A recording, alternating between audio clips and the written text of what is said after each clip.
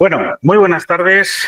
Vamos a comenzar estas séptimas jornadas de doctrina social de la Iglesia. Ya son séptimas, es el séptimo año consecutivo, menos el año de la pandemia. Como dice un amigo mío, el año de la peste. Estamos en el tercer año post-peste, ¿no? Después de la peste, el tercer año.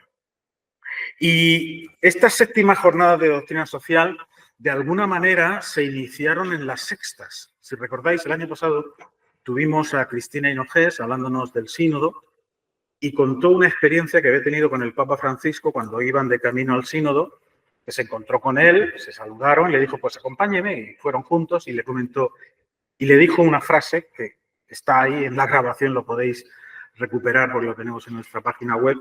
Le dijo, es muy triste saber que vives en un mundo que se cae a pedazos.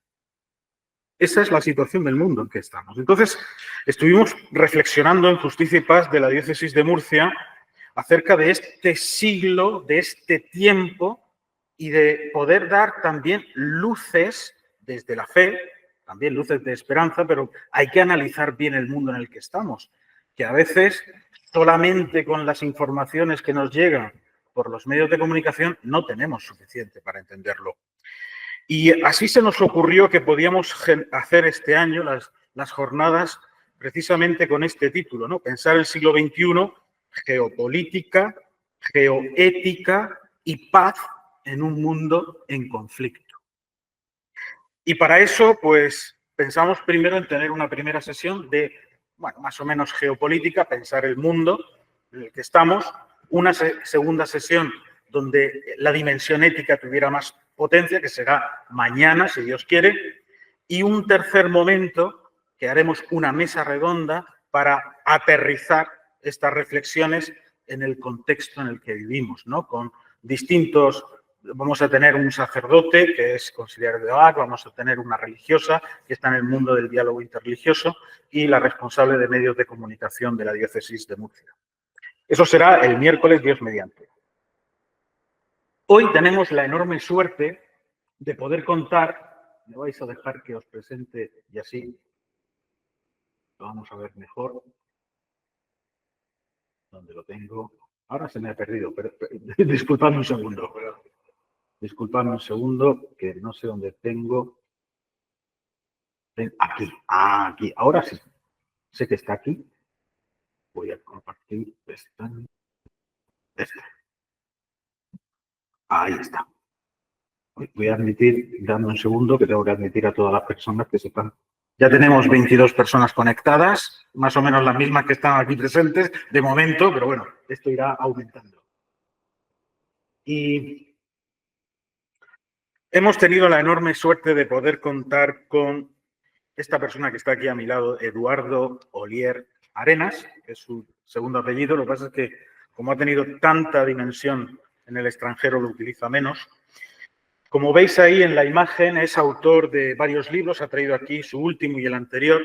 Precisamente fue el conciliario Pepe Ruiz el que nos mostró el libro La debacle de Occidente, que es el título de la ponencia de hoy, La debacle de Occidente, las guerras del siglo XXI, para pensar un mundo multipolar.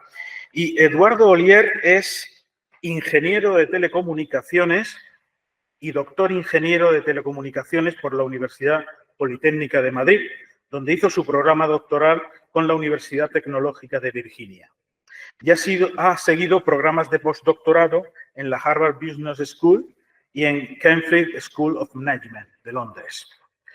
En el campo académico, Eduardo Olier fue profesor titular de la Cátedra de Matemática Aplicada en la Escuela de Ingenieros de Telecomunicaciones de Madrid.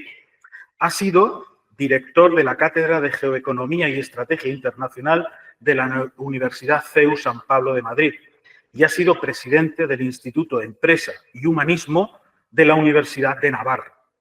Actualmente es Associate Professor de la Escuela de Negocios de origen francés, ESCP Business School. Es profesor en varios programas del Tecnológico de Monterrey, en México, profesor de la Universidad Sergio Arboleda de Colombia y también en la Chicago University y la Université de la Sorbona. Es profesor honorario de por vida del Centro Superior de Estudios de la Defensa Nacional, aquí en España, y ha dirigido varias publicaciones en el Instituto Español de Estudios Estratégicos. Además de todo esto, y me consta, porque así me lo ha comentado, es una persona creyente, una persona de fe. Lo primero que ha hecho es ver la iglesia que tenemos aquí al lado, la iglesia de la Merced, porque tiene relación con los mercedarios, le ha extrañado, ¿no? Pero eso se lo van a explicar los frailes tranquilamente después, por qué este motivo. Y es un hombre católico que hace una reflexión desde su fe también, aunque en los libros no tiene por qué aparecer, no aparece, pero lo hace. Y esa dimensión también vamos a buscarla, también la vamos a ver. Eduardo Oller, yo creo que nos ha puesto con el libro, ¿me lo dejas un momentico? Sí, el libro La debacle de Occidente, las guerras del siglo XXI. Yo creo que ha puesto el dedo en la llaga del análisis de por qué estamos en la situación en la que estamos, que es precisamente esa debacle de Occidente. Y por esto queríamos empezar vamos a hacerlo como una especie de charla entre nosotros dos, para que se haga un poco más ameno. Yo te quería preguntar, Eduardo, ¿de qué hablamos cuando hablamos de Occidente? Para que tengamos claro qué es ese Occidente que está en debacle primero, para llegar después a eso, ¿de qué hablamos? Y, por favor, responde con total libertad en el tiempo y en las ideas que quieres exponer. Bueno, gracias. Los dos somos. Bueno, muchas gracias, porque ya he dicho antes que yo me encuentro en un lugar en que creo que primero, no estoy acostumbrado, y segundo, creo no tener el nivel para estar aquí. Es decir, que cuando se habla de doctrina social, bueno, no quiere decir que no haya leído las encíclicas que tratan de esto, pero, y por supuesto soy católico, porque estuve el otro día en la presentación de un libro y una de las personas que había ahí decía que era cristiana, y decir que es cristiano, pues está muy bien, pero hay que definirlo un poco más. Entonces yo soy católico. Pero dicho esto, bueno, estoy casado, tengo 5 hijos, 10 nietos, es decir que y casado con la misma señora. Me acompaña desde el principio. Y como digo, me encuentro un poco extraño porque cuando Bernardo pues, me envió un correo electrónico, no sé de dónde aparece mi nombre, pero me sorprendió porque yo suelo estar en lugares, entre comillas, bueno, aquí hay más laicos que frailes, pero yo suelo moverme en sitios laicos. Mucho fuera de España también, en ambientes normalmente, digamos, no cristianos, no católicos, en ambientes, pues algunos son gnósticos y otros son ateos y otros. Entonces, ese es el mundo en que conozco muy bien.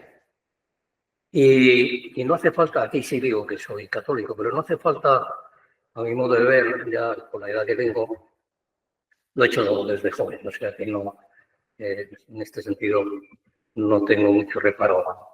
Pero yo creo que las personas católicas no hace falta que digan que lo son, es decir, que cuando uno escribe, pues le sale por los poros. Es decir, que...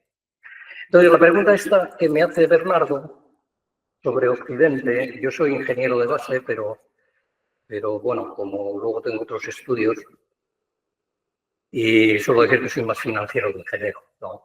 Aunque ahora me dedico mucho a la inteligencia artificial, pero cuando se habla de Occidente, yo creo que es importante hablar algo de historia. Se nos ha olvidado la historia, y a mí la historia me gusta mucho, y entonces creo que hay que hacer esta reflexión. Entonces, ¿esto de Occidente de dónde viene? Y me he hecho así una especie de notas, luego me pasa como siempre, tengo las notas y luego mi cabeza va por otro sitio, no leo lo que puse y al final es un desastre, o sea que no...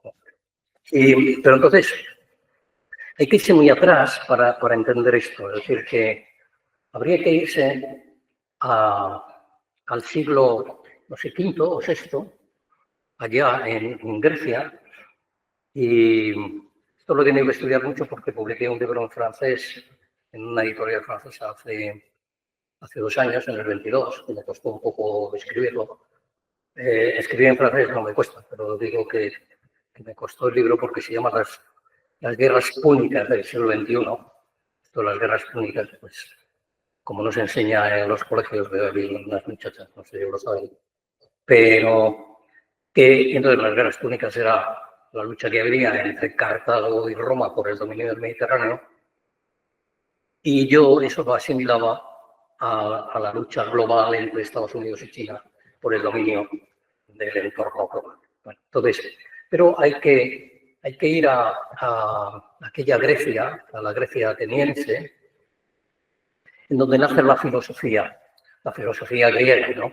Entonces, con aquellos filósofos, pues no sé, es decir, que primero Sócrates, luego Platón y luego Aristóteles, que bueno, tenemos la suerte de que Santo Tomás de Aquino lo estudió bien y entonces nos hizo las metodológicas para que entendiéramos un poco cómo se puede casar la filosofía griega con el espíritu, digamos, el espíritu de la fe. Bueno, entonces estos griegos desarrollan la filosofía en un entorno que era la democracia ateniense. Y bueno, allí hacen sus guerras y está, como digo, bueno, primero, esto eran ciudades, no eran países, no eran naciones. Entonces, esto nace en Atenas y había otra ciudad un poco más abajo que se llamaba Esparta. Y entonces, bueno, Esparta ve que estos atenienses pues están quedando con el comercio de la zona y entonces hay una guerra que es una guerra, pero con eso. Y al final pierde Atenas y Esparta se hace con aquello. Pero queda la filosofía. Entonces, nace de ahí un método filosófico que se va transmitiendo. Es decir, luego vienen los macedonios, eso con Alejandro Magno, y se crea el imperio de Alejandro, que llega hasta Persia. Y bueno, ahí andan en guerras, pero la filosofía queda. Es decir, esa forma de pensar queda. Y el imperio de Alejandro Magno, bueno, están, como digo, las guerras estas púnicas. Los romanos se hacen con el Mediterráneo, se hacen con parte de Europa. Y entonces los romanos asumen, que son los que destruyen, digamos, a los macedonios, asumen la filosofía a su manera, es decir, que a su manera, pero ese pozo filosófico queda en Roma. Entonces Roma, una cosa bastante característica, siempre que pensamos en el Imperio Romano, bueno, pues vemos allí unos emperadores y unas gentes que, bueno, por lo que sabemos, pues tenían una vida, digamos, licenciosa, pero Roma nace de Italia. Italia eran agricultores y Roma era la ciudad que comerciaba. Entonces, ¿qué sucedía ahí? Ahí sucedía en Roma algo muy interesante, que es respetar a la familia. O sea, la base de la sociedad romana. Otra cosa son, bueno, pues los emperadores y Nerón, que mata a su madre y tal, todo. Bueno, pero eso me llevará luego quizás a lo mejor a reflexionar sobre esto, que es lo que no se ve. Es decir, la sociedad por dentro es distinta de lo que vemos, digamos, en los poderes políticos, en los poderes financieros. Entonces allí se respetaba mucho la familia y existía lo que llamaban el pater familias. El pater familias era como bueno, es decir, era el padre de una familia donde estaban los esclavos, estaba la mujer, no eran bígamos ni trígamos, es decir, había una mujer, estaban los hijos, si era rico tenía sus empleados, y entonces eso era el pater familias, es decir, que eso para que luego reflexionemos sobre cómo se ha destruido la familia. Pues entonces, Roma tiene la filosofía romana, la filosofía griega, que va imbuyendo al imperio. Tienen ese concepto de la familia, y ese concepto de la familia genera una cosa que es el derecho romano. Es decir, el romano no solo en la época del emperador Octavio, es decir, de César, sino muchísimo antes, cuando la República, ellos ya empiezan a construir un derecho, es decir, un derecho en el cual se respetaban ciertas cosas, es decir, que se respetaba la familia, se podía ir, digamos, a los jueces y se podía, bueno, alegar que estaban perjudicando los derechos. Entonces, Roma tiene esos tres elementos. Tiene la filosofía griega, a su modo, que va por ahí. Luego tiene la familia como núcleo. Tiene el derecho romano. Entonces, sucede una cosa en el Imperio Romano, que es que nuestro Señor Jesucristo aparece allí. Aparece allí en época del primer gran emperador, que luego muere y aparece Tiberio, el segundo.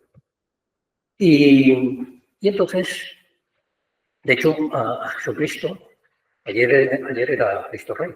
Es decir, y precisamente le matan, y Poncio Pilato deja que le maten porque le acusan de que está, digamos, destruyendo el derecho de César, porque se está convirtiendo en rey. Eso es lo que argumentan. Pilato se asusta, pero ahí hay un elemento jurídico que permite que le crucifiquen. Bien, es verdad que no era romano, pero si no hubiera sucedido eso, a lo mejor habría sido difícil que lo crucificaran. Bueno, entonces, el derecho romano es clave. Nuestro Señor lo crucifican y los cristianos, bueno, luego resucita al tercer día. Entonces, ¿qué hacen los cristianos? Pues bueno, los cristianos se van expandiendo sin ruido por el imperio. Entonces, cuando se leen los Hechos de los Apóstoles, no meten ruido, son las casas, es decir, unos con otros. O sea, no estamos acostumbrados quizás a ver a la Iglesia como uno de los poderes, ¿no? Allí, ¿no? Entonces se van moviendo. El derecho romano está ahí, porque hay que recordar San Pablo cuando le meten en la cárcel y dice, oh, momento, yo soy romano. Entonces se asustan porque, claro, él puede ir al César y decir, oiga, me he metido en la cárcel y yo soy romano, sin juicio. Bueno, entonces el cristianismo se expande. También esto me lleva también a los Hechos de los Apóstoles, cuando San Pablo va a Atenas, al Areópago, y tiene allí todas aquellas discusiones en las cuales, pues al final, pues hay gente que se convierte, otros dicen que está loco, ¿no? Pero, entonces, quiere decir que la filosofía griega también estaba allí. Entonces, ¿qué es lo que sucede? Pues lo que sucede es que los cristianos viven bajo el derecho romano. Muchos son romanos, lógicamente, otros son judíos, han asumido la filosofía griega y están imbuidos del cristianismo. Entonces, el cristianismo, luego vienen las persecuciones, etc. A partir de Constantino, en el siglo IV, y Constantino, pues bueno, lo que admite es que los cristianos puedan seguir su fe. Es decir, se rompe lo de las persecuciones, deja también a nosotros. Pero los romanos tienen una cosa, es decir, ellos tenían dioses, es decir, que por encima del emperador, el emperador le hace el dios, ¿por qué? Porque le consideran dios porque por encima del poder humano hay algo por encima. Entonces, ¿qué son? Entonces bueno, pues el cristianismo, ya luego con Justiniano se hace la religión del imperio, entonces se constituye, digamos, esos tres elementos que son clave, que es el derecho romano, la filosofía griega y la religión cristiana. Entonces, esos son los tres elementos que se fundamentan en Europa. Esos tres elementos. Luego viene España y dice, bueno, me parece que Cristóbal Colón, se van allí a América, estoy en un sitio franciscano, luego hay mucho de los franciscanos de lo que sucede en lo que se llama la conquista, porque es que lo que se lleva allí es estos tres principios. Se lleva el derecho, se lleva la filosofía y se lleva la religión. Pues los franciscanos tienen mucho que ver en todo esto. Luego es verdad que bueno, llegan los franceses, los holandeses, etcétera, y bueno, eso ya lo llevan a su modo. Entonces empieza a desvirtuarse el cristianismo desde el punto de vista tal como se entendía antes. Entonces, estos tres elementos, el cristianismo, el derecho romano y la filosofía griega, en ese compendio, que luego obviamente Santo Tomás coge la filosofía griega, como decía antes, una suma teológica y pone ahí a Aristóteles, pues entonces esto es lo que constituye una cultura. O sea, no un espacio geográfico, como me dicen a veces algunos alumnos, bueno, entonces esto es la geografía, no, es una cultura que invade toda América y toda Europa. Esa cultura es Occidente, es la cultura occidental, que se contrapone con la cultura oriental, que tiene mucho que ver con el cisma entre la Iglesia Católica y la Iglesia Ortodoxa. Pues la Iglesia Ortodoxa se separa, bueno, el Imperio Romano cae en el Occidente en el 476 y ya en 1400 y pico, 70 o por ahí, es cuando los otomanos se hacen con el poder. Entonces, bueno, esto es lo que constituye la civilización, si se quiere, occidental o la cultura occidental. Esos tres elementos que, bueno, poco a poco, pues luego comentamos, se van desvirtuando. Y esta clave, ¿no?, que das para entender Occidente, esos tres elementos que lo constituyen, entiendo que cuando hablas de debacle de Occidente tendrá que ver con estos tres elementos de alguna manera, pero también tendrá que ver con elementos que van más allá de lo filosófico y religioso. Quiero decir que la debacle tendrá distintos elementos. ¿Cómo planteas tú esos elementos de la debacle de Occidente? ¿Cuáles serían los puntos esenciales? Bueno, cuando digo el cristianismo no significa que haya que ser practicante, es decir, que cuando digo, bueno, soy católico porque estoy bautizado, pero bueno, estar bautizado y dedicarme a otras cosas. Es decir, pero yo lo que digo es la esencia que es el cristianismo. Entonces, ¿qué es lo que sucede con esto? Pues lo que sucede es que estos tres pilares se van desvirtuando porque es verdad que en el siglo XVI incluso el cristianismo se une a la política y a la economía. Ahí está la Escuela de Salamanca. Entonces, con la Escuela de Salamanca incluso se inventa el liberalismo económico, que esto parece que es una cosa de la LG. Es decir, no. Hay un liberalismo económico cristiano, católico. Entonces, otra cosa es Adam Smith y toda esta cosa. Bueno, incluso a veces suelo decir que nosotros somos católicos gracias a la batalla de Lepanto. ¿Perdón? No se oye. Sí.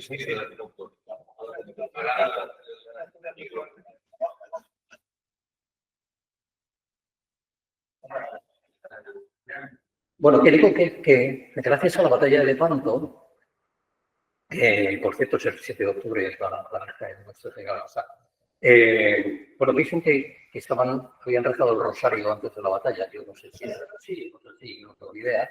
Pero fue en 1571, es la batalla de Lepanto, y entonces España consigue vencer a los otomanos. Esto no se le da importancia. Es que si no seríamos todos musulmanes. O sea, si se hubiera perdido esa batalla, los otomanos, que eran los turcos, eran musulmanes, habrían invadido toda Europa. Seríamos musulmanes. Igual que si hubieran conseguido los franceses, pero eso ya va a llevar a otra cosa, echarnos de Sudamérica, habrían perdido la guerra luego con los ingleses y allí no se hablaría español, se hablaría inglés. Los ingleses no permiten que se haga otra cosa.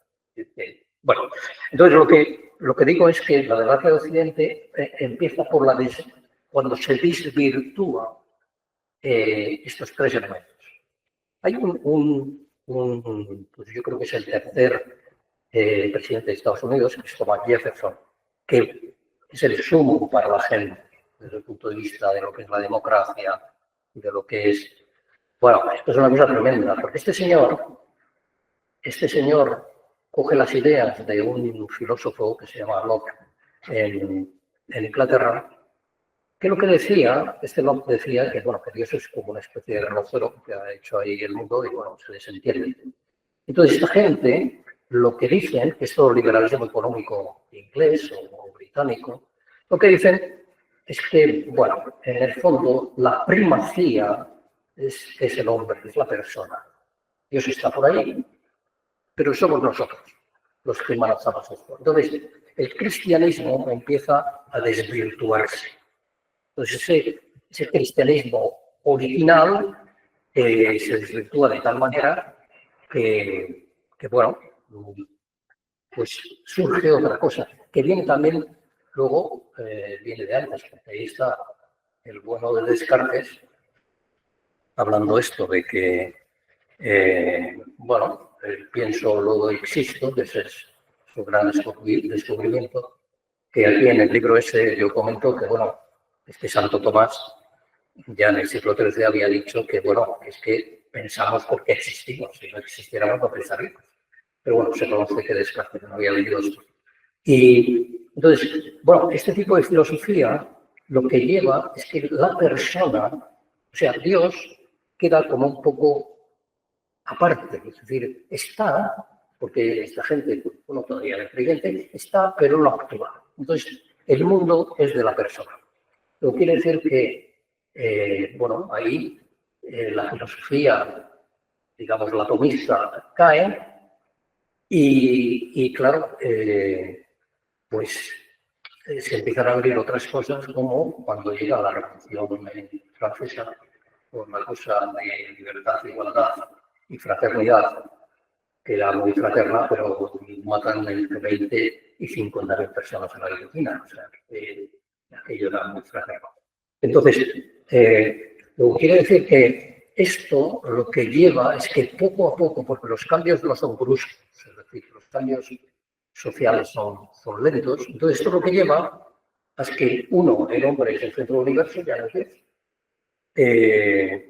y bueno, empieza a desvirtuarse poco a poco toda esta entramado de base de Occidente, que sigue siendo Occidente, pero de otra manera.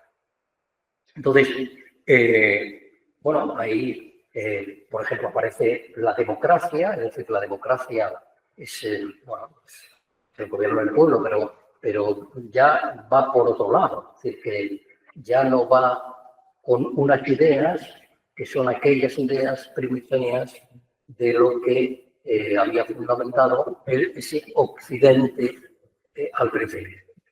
Entonces, pero quisiera hacer dos alusiones, porque después de esto hay dos enormes guerras en el mundo.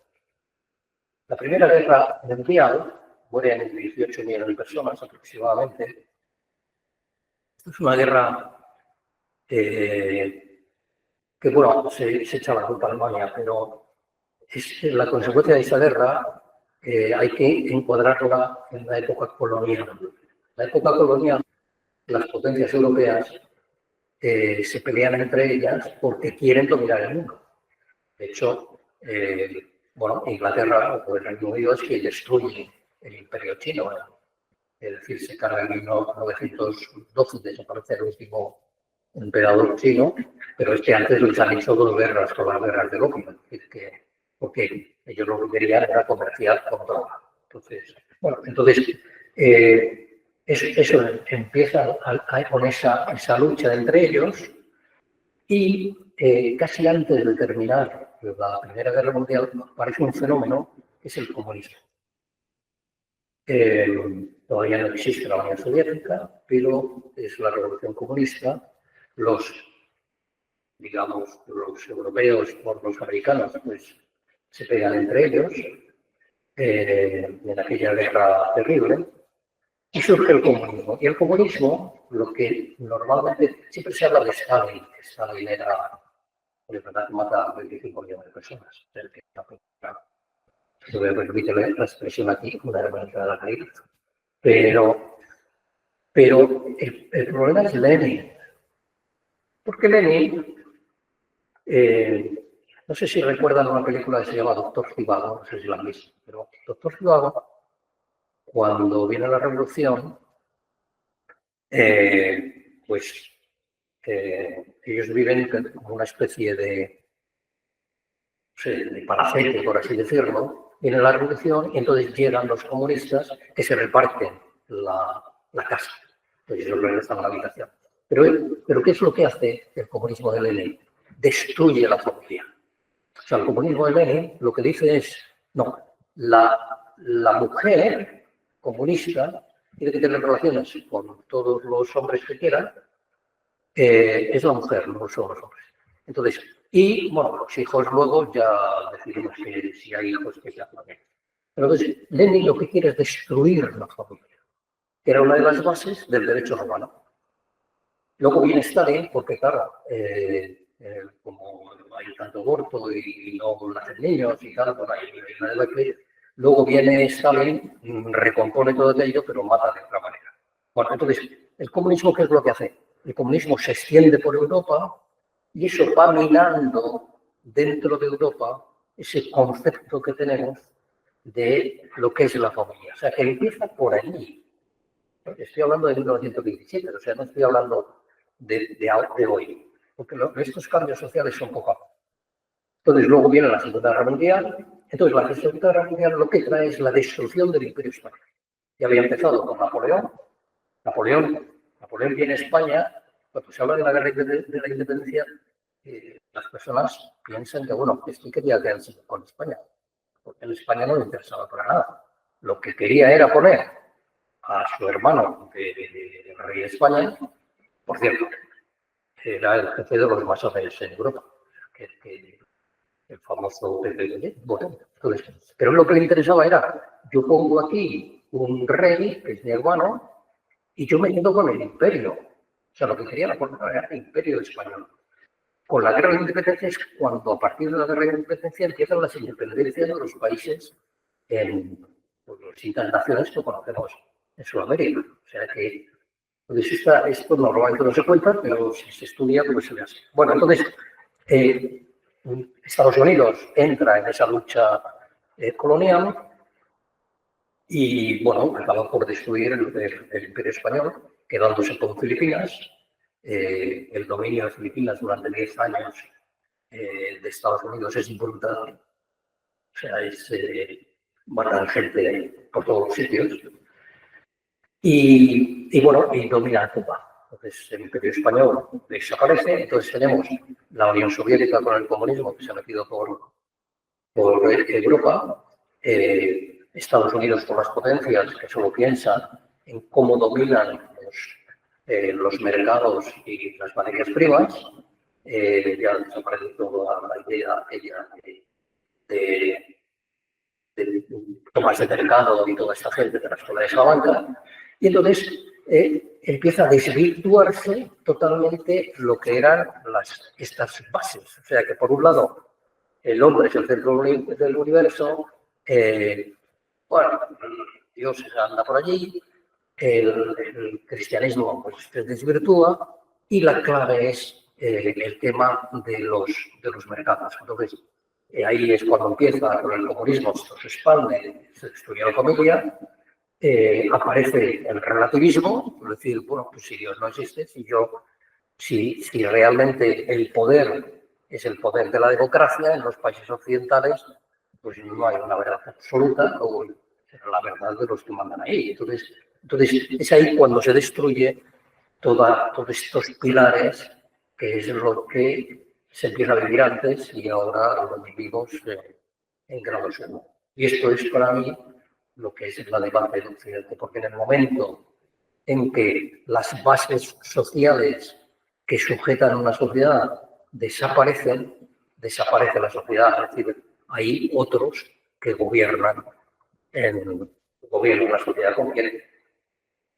Y una vez que esas bases de la debate de Occidente, que son morales, espirituales, pero también materiales, ¿qué papel juegan ahí dos aspectos principales a nivel material? Por un lado, el ámbito anglosajón y por otro lado, los imperios de Oriente, ¿no? Como sería el surgimiento de China, que sé que conoces muy bien, por un lado, el mundo anglosajón, que me parece entender que es bastante responsable de esa debacle, y por otro lado, el surgimiento del auge de China. ¿Cómo lo ves? Con respecto a Occidente, quizás para ponernos en el día de hoy, sobre todo los jóvenes que veo por ahí que estarán utilizando el chat GPT, ¿utilizan el chat GPT o no? Bueno, veo que aquí de la tesis utilizar chat GPT, entonces, esto es la inteligencia artificial.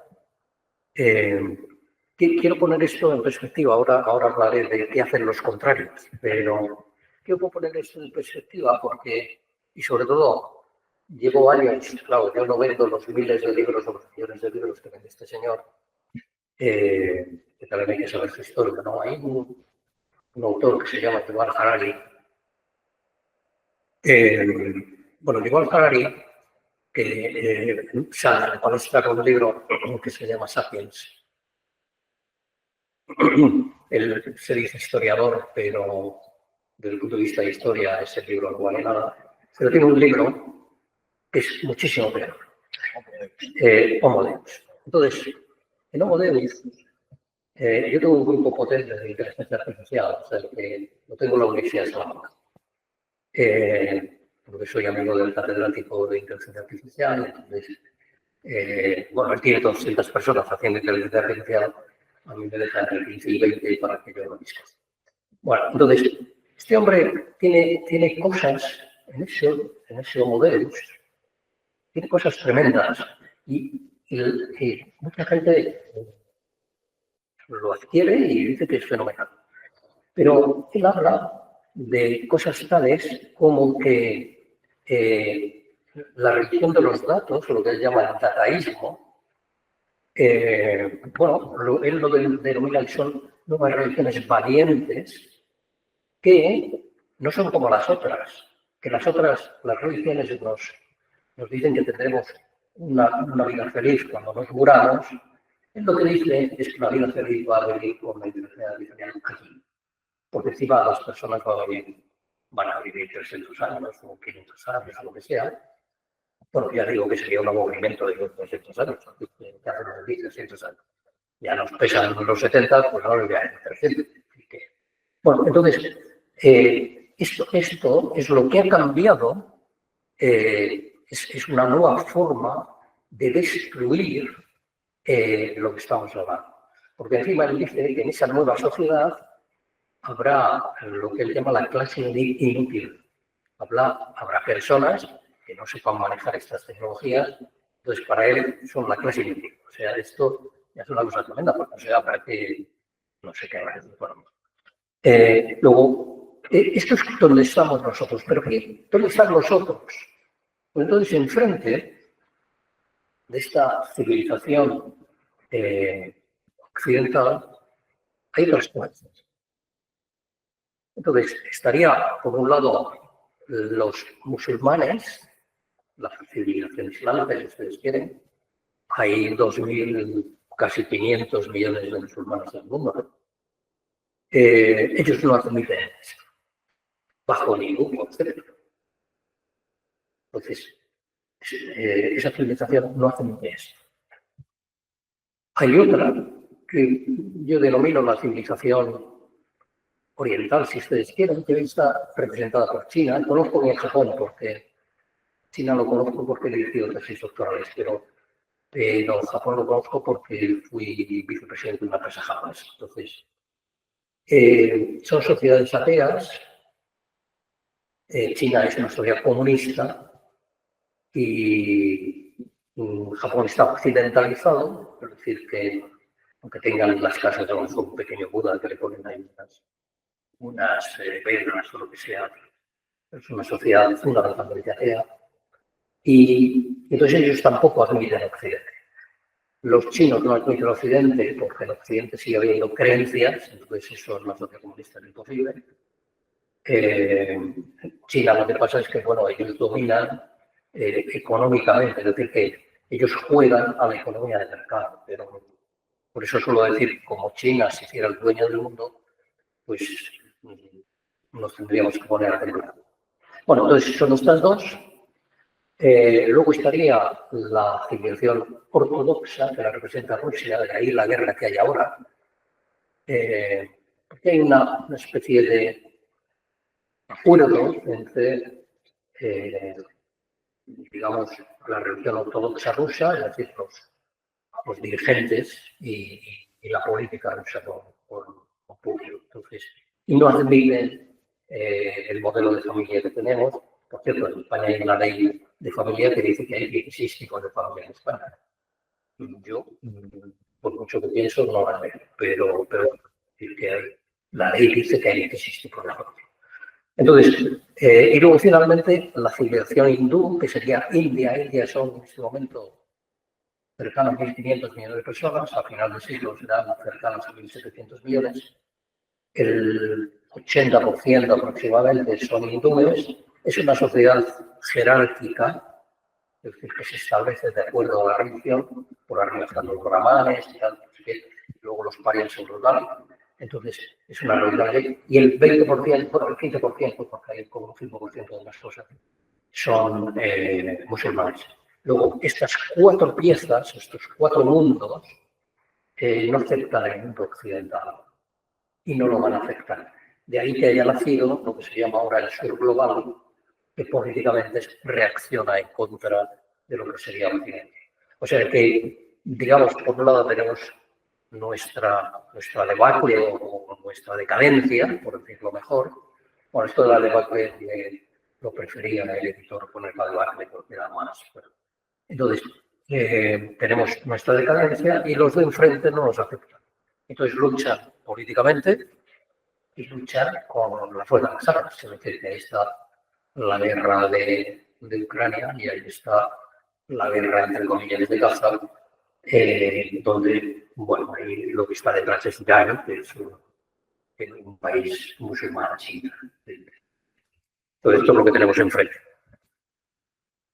Y centrándonos un poquito en donde estamos, ¿qué papel le toca jugar España? ¿Qué papel ha jugado? ¿Qué papel le toca jugar España en este ámbito de debacle de Occidente, donde estamos inmersos? Nosotros también, porque somos Occidente, pero estamos en esta debacle, ¿no? Entonces, ¿qué papel crees tú que debería jugar y que no está jugando ahora mismo España?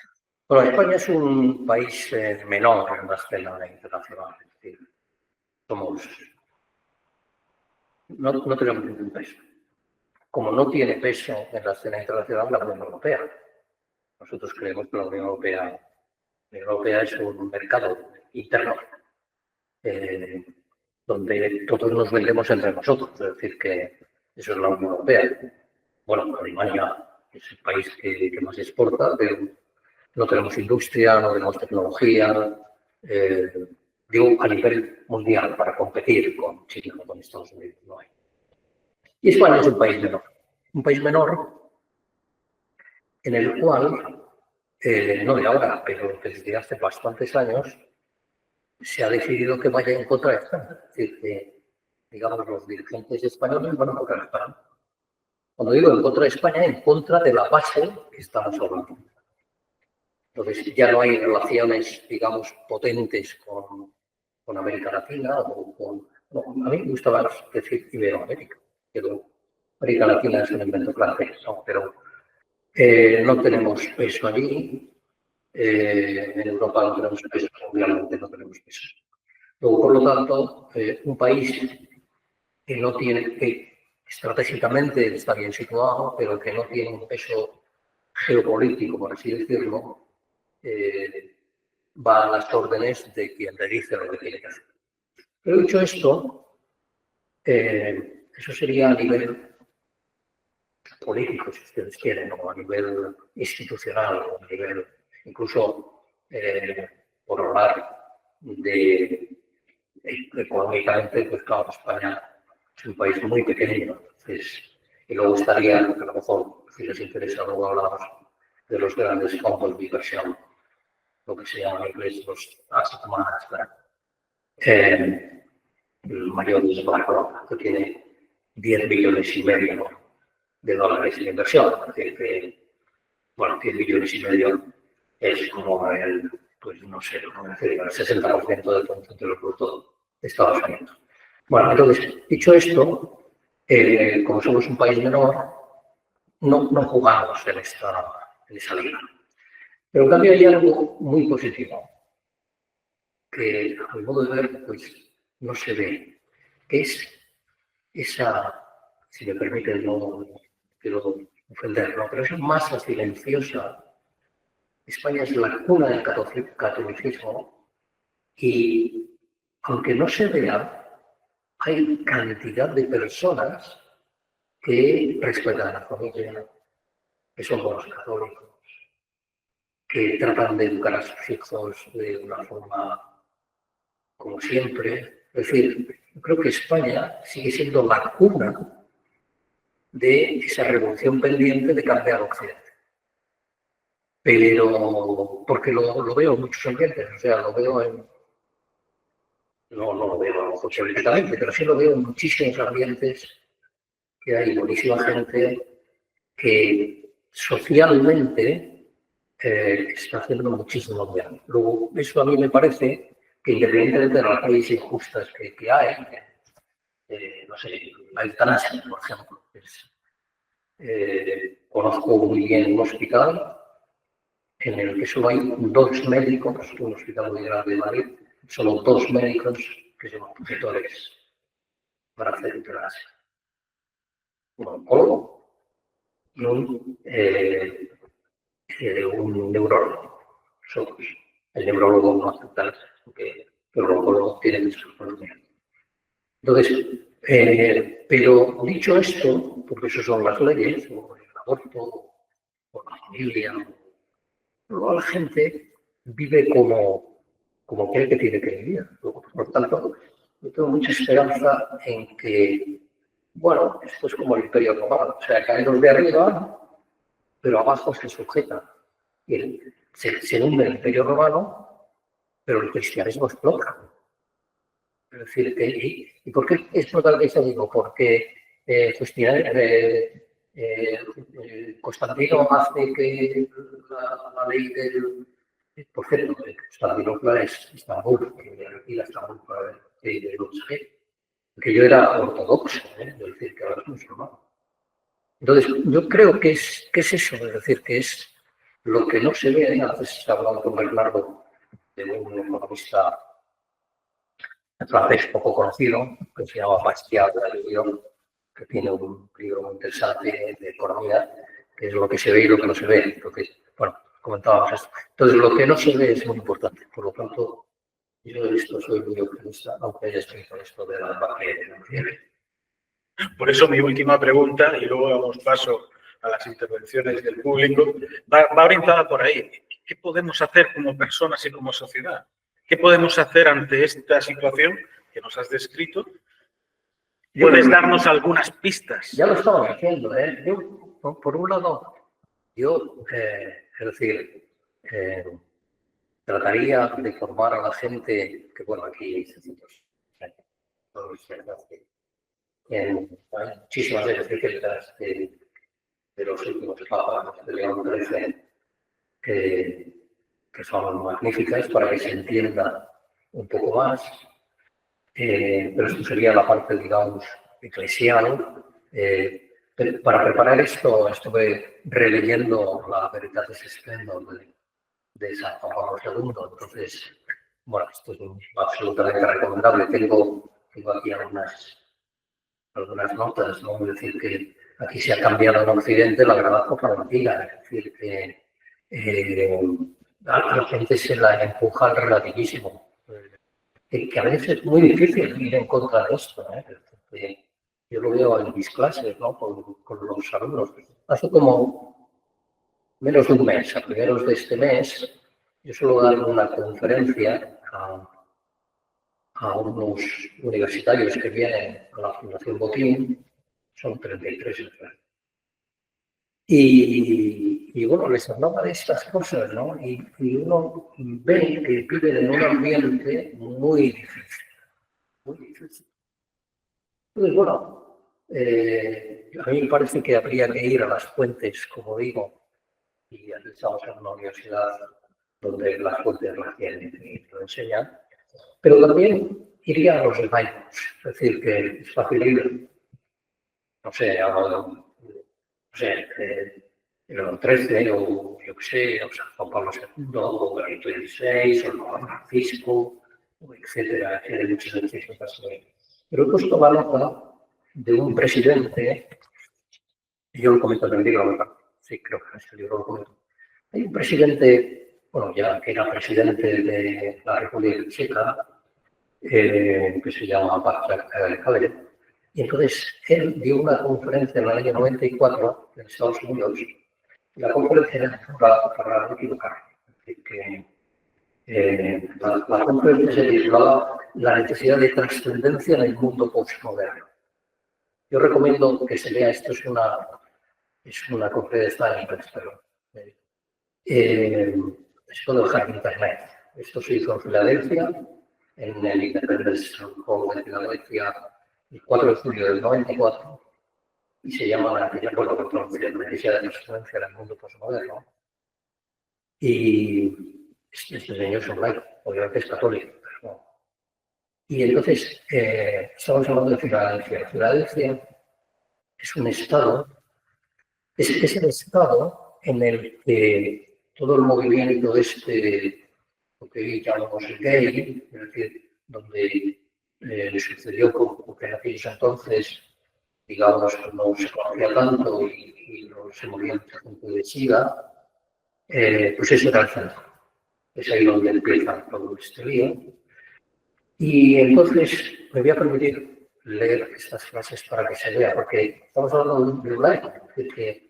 Entonces él decía una cosa, bueno, pues es larga la conferencia, pero aquí he tomado unas frases. Dice, solo alguien que se somete a la autoridad del orden universal, es decir, de Dios, y de la creación, es decir, de Dios, que valora el derecho a formar parte de él, se lo el derecho, ¿no? Y a participar en la creación, es decir, que somos actores, o sea, no somos robots. Pues entonces dice que puede valorarse genuinamente a sí mismo y a su prójimo y honrar y defender sus derechos.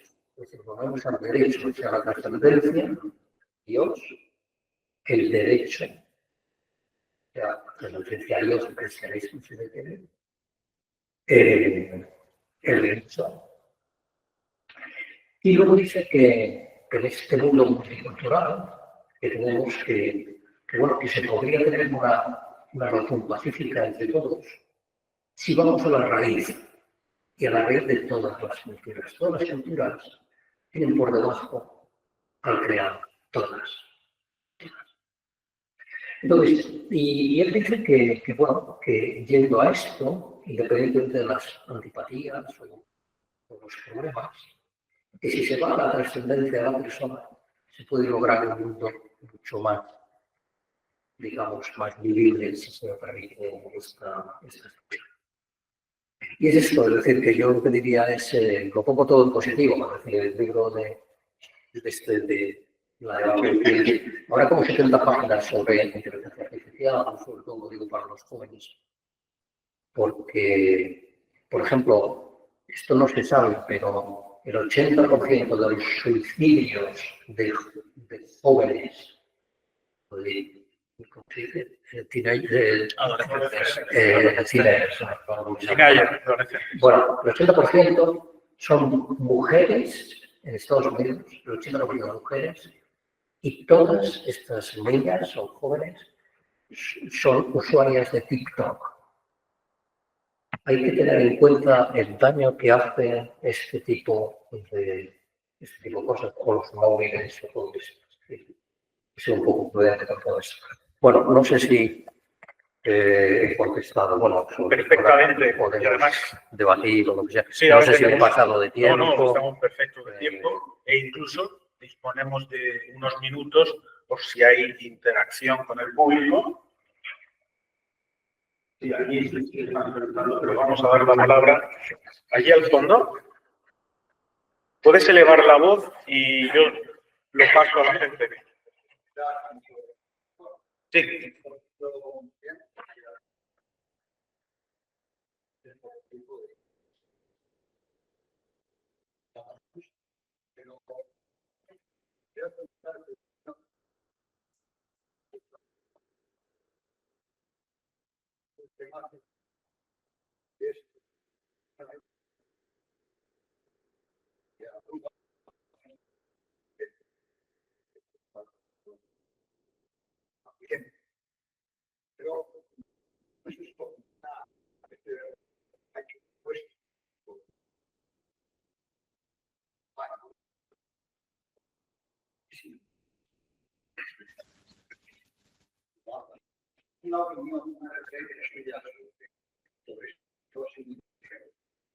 Un momentito.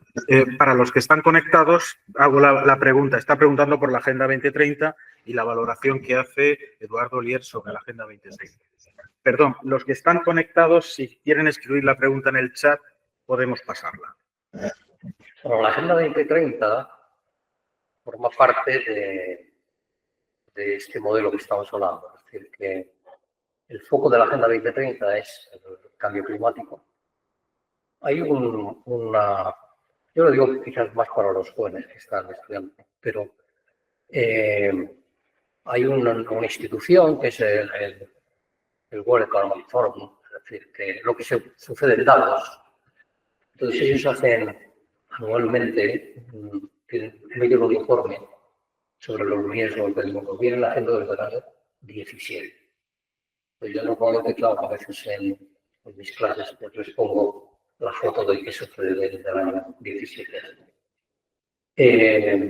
Bueno, básicamente ellos lo que igual a un forum está dominado por las grandes multinacionales, luego allí, pues digamos, los políticos más relevantes, y vienen hablando del eje, digamos, más peligroso para el mundo es el cambio.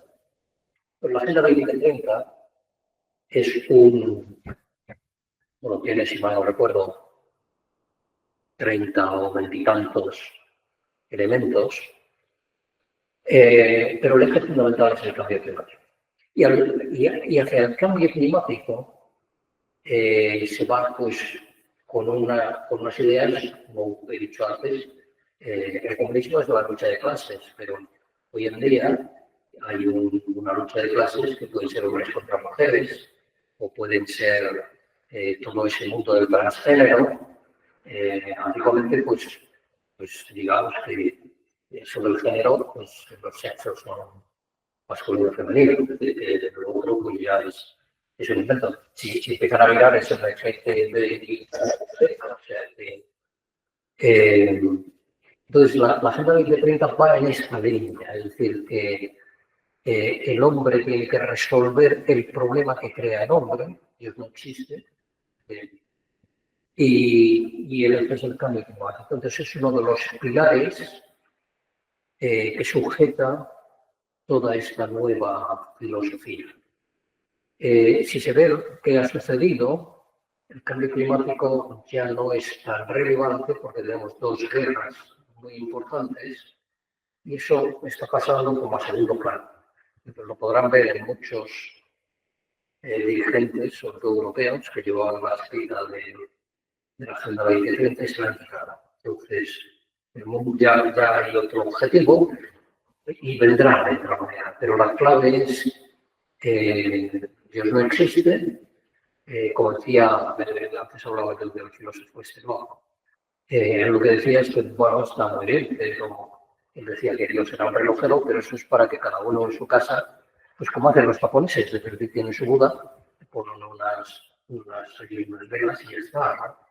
Entonces, es por lo que yo creo que ellos perderán entre comillas, esta guerra, si quieren ustedes. No, eso no va a ir.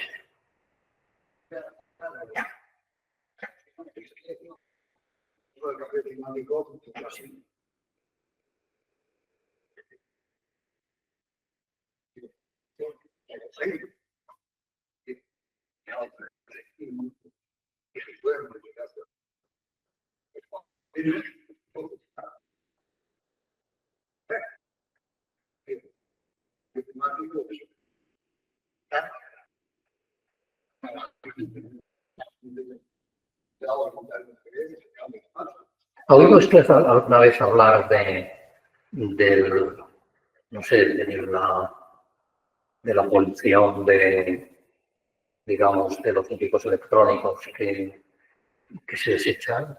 ¿Ha oído usted hablar alguna vez del cambio climático, de la polución de los océanos? ¿Ha oído usted hablar alguna vez de cómo está el mar Mediterráneo? ¿Ha oído usted hablar que todas las depuradoras estas que hay en los bordes del Mediterráneo se cargan la fauna? Va por otro sitio. El cambio climático es calentamiento global. El resto no es bueno. Entonces, bueno, digamos, se dirige hacia una zona. O sea, y bueno, las personas, pues ya he dicho, o sea, cuando uno vive en un ambiente complejo, yo lo veo en los jóvenes sobre todo, pues es muy difícil. Es decir, que muy difícil para ellos. Es decir, que, has dicho, o sea, las niñas pasándose por TikTok sus vídeos de 1 minuto o 2 minutos, haciendo cosas que no deberían hacer, ¿no? ¿Por qué? Pues lo hacen todas.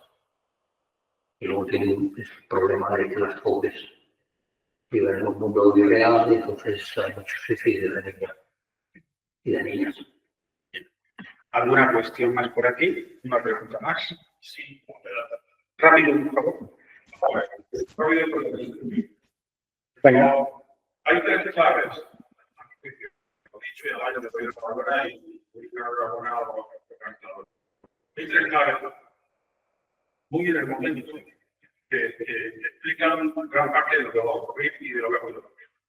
Hay una primera que es, no la fuente de Dios de Nietzsche, pero la frase de la de que no es la conciencia del hombre la que determina su ser social, sino su ser social que determina su conciencia. En ese instante nos hemos cargado la moral. A partir de ahora, los recursos los tienen que asignar una cosa que no es moral. Una segunda es, de acuerdo absolutamente, hay un momento en el que cambiamos los buenos por humanos. Entra el relativismo y cualquier problema tiene que ser visto. Pues el primero de los parágrafos por el que veo, el primer filtro, es si me apetece o si no me apetece. O si lo veo bien o no lo veo bien. Sin mayor soporte científico. Y hay un tercero, y en ese me consta que está usted muy encima, y es la eclosión de la tecnología, particularmente la inteligencia artificial, y sobre todo porque por primera vez en la historia del mundo las ideas van detrás de algo. Hasta ahora las ideas iban antes de, y ahora desde la tecnología, desde concretamente la inteligencia artificial, las ideas van a supeditarse a la tecnología, al algoritmo y a la cantidad de datos que se manejan. Y de ahí saldrá todo. Es lo que más o menos vienen a decir casi todos los autores. No se diferencia mucho uno de otro. Ya llega un momento en el que, como tú dices lo mismo, voy a empezar a dejar de hablar. Esto en cuanto a lo que a mí es la sustancia del problema. En cuanto a la solución, ha mencionado un autor importante, aunque menos, es decir, la historia lo va a dejar pasar con menos importancia de la que ha tenido. Es un firmante de Carta 77, es el primer presidente democrático de Checoslovaquia, es un personaje como Václav. Escribió un artículo años finales de los 90, recién titulado la democracia en Checoslovaquia, que se llamaba En el principio fue el verbo. Y lo que decía, la tesis que sostenía, que es la misma que está vigente ahora mismo, es que en el principio fue el verbo y dice por qué el verbo se utilizó para expandir la región. Pero el verbo también a él, el verbo que utilizaba la Unión Soviética con sus países satélites, era la manera por la cual les convencía de cosas que eran mentiras. Y el verbo es lo que usan también los países para reeditar o escribir las verdades de la historia. Nadie condena a Estados Unidos de las muchas cosas y muchas masacres que hay, que debe tirar una bomba atómica o dos en este caso. Nadie lo ha condenado. Y es un hecho importante que mató a mucha gente. De golpe y sin andar con la explicación. Con esto lo que al final quiero decir es, tenemos una necesidad de solución. La necesidad de solución urgente para el mundo, para por lo menos la conclusión que tenemos todos, es que creo que hemos perdido el relato. ¿No? El relato ya está en Davos, en donde sea. Y pese a los esfuerzos del Papa Francisco de volver a revertir las cosas como son, creo que estamos teniendo poco apoyo por nuestra parte en reescribir el relato. El relato, en particular en España, que no somos nadie, ni siquiera. Sí, se preguntaba por el relato que nos constituye o no construye. Tenemos que reescribir el relato para poder de alguna manera salir del marasmo. Miguel, los medios de comunicación son los que dominan el relato. Es decir, que nosotros estamos aquí, no sé, 30 personas, 35. Y a lo mejor hay pues 20 que nos están viendo. Entonces, los medios de comunicación son muy poderosos. Es decir, que y sobre todo los medios de comunicación escritos, o incluso la televisión generalista, eso no lo ve nadie. Cuando dicen, no, pues es que el programa este de, no sé, imagínense lo que yo no veo la televisión, ponga pues alguna de estos programas de por la mañana que dicen, no, es que hay 70.000 personas, ¿sí? 70.000 personas no están. Hay youtubers que tienen a lo mejor 3 millones de seguidores. 3 millones. Y sobre todo en Estados Unidos. Entonces, eso tiene un enorme impacto. Entonces, el relato, yo creo que está perdido en este sentido. Es decir, que salvo que alguno de ti pues, tenga un youtuber que tenga 3 millones de seguidores, pero entonces sí, pero normalmente eso no llega. ¿Y por qué no llega? Porque, te lo ha dicho muy bien, es decir, al lado del relativismo. Todo esto hay que quitar a Dios de la escena pública. Eso es la clave. Porque en el momento que se quita a Dios de la escena pública, ¿quién gestiona, quién manda en la escena pública? Cuando no hay un poder superior, o sea, cuando el derecho natural creado por Dios nuestro Señor no existe, es decir, yo me hago mi derecho, luego por lo tanto yo manipulo a las personas. Eso es lo que está sucediendo, pero vista esta parte negativa, yo lo veo positivo.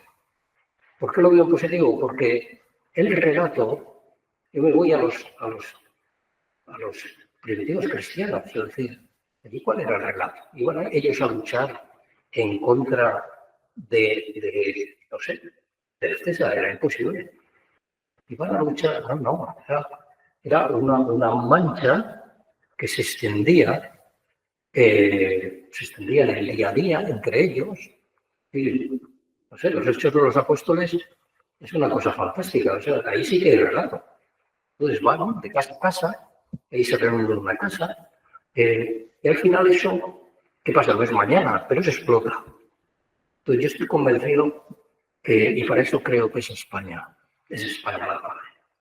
No lo veo en Francia, aunque en Francia hay un movimiento impresionante, es decir, basta ir, váyanse ustedes a una misa de 7 de la mañana a la iglesia de Francia. Está repleta de jóvenes.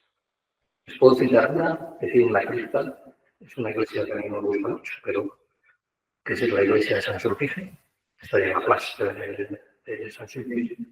Y en la Cristal, allí por la mañana a las 7 se encontrará usted con 30 jóvenes entre 17 y 30 años. Eso es potentísimo. ¿Por qué es potentísimo? Porque al final nosotros no hacemos nada. Esto lo hace Dios nuestro Señor y la Virgen Santísima. Nosotros no hacemos nada. Luego, por lo tanto, yo soy positivo en ese sentido. Tardará y a lo mejor yo no lo veré y esto ya está. No pasa nada. Muy bien, pues muchísimas gracias, Eduardo, por esta magnífica reflexión que nos has hecho. Nos has dado luces y al final incluso también esperanza, que no parecía posible, pero al final también esperanza, y te agradecemos muchísimo que hayas podido venir aquí a darnos esta charla y contar con tu presencia. Vale.